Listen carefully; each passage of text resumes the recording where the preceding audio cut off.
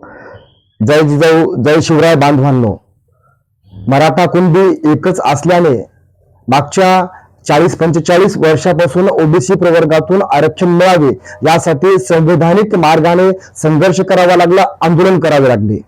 आज प्रामाणिक नेतृत्व मनोज जरांगे पाटील यांच्या माध्यमातून मराठा समाजाचा ओबीसी प्रवर्गात समावेश होत आहे।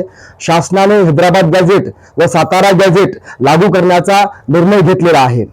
तर जे समाज बांधव 1994 पासून ओबीसीतील आरक्षणाचा लाभ घेत आहेत ते म्हणत आहेत की मराठा समाजाला वेगळे आरक्षण द्या, आमच्या हिश्श्याचं त्यांना नको।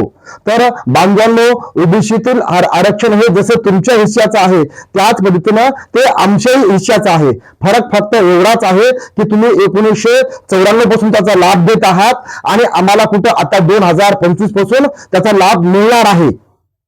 परत ते म्हणतात की मराठा समाजातील लोकांकडे साखर कारखाने आहेत, शिक्षण सत्ता आहेत, आमदार त्यांचेच आहेत, खासदार आहेत, मंत्री आहेत, मुख्यमंत्री त्यांचेच आहेत, त्यांना आरक्षणाची काय गरज आहे।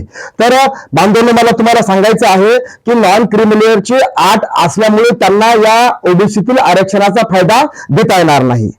आणि आपण जर बघितलं एससी मध्येही असा गडगंज श्रीमंत वर्ग आहे, एसटी मध्येही श्रीमंत वर्ग आहे आणि जे 1994 पासून आरक्षणाचा लाभ घेत आहेत त्यांच्यात देखील आमदार, खासदार, मंत्री हे आपल्याला झालेले बघायला मिळतात, ते देखील गडगंज श्रीमंत आहेत।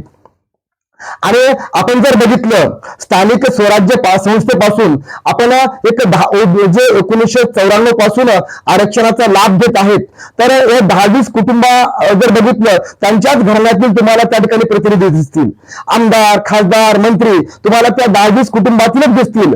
त्यामुळे आपण आपापसामध्ये भांडण न करता, वाद न करता आपण सर्व एकत्र येऊया आणि एकत्र येऊन जात न्याय जनगणना झाली पाहिजे आणि आपण सर्व जे ओबीसीची आपली संख्या आहे, टक्केवारी आहे, त्यानुसार आपल्याला प्रतिनिधित्व मिळालं पाहिजे। यासाठी आपण संघर्ष करूया आणि या सर्व गोष्टी आपण सर्वांनी समजून घेतल्या पाहिजे।